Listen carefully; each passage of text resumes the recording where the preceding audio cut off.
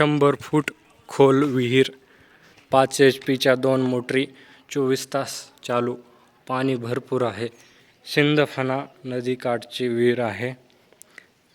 5 HP च्या 2 मोटरी, 24 तास चालू. पहिली दगडाची विहीर होती, आता तिचे बांधकाम पूर्ण झालेले आहेत.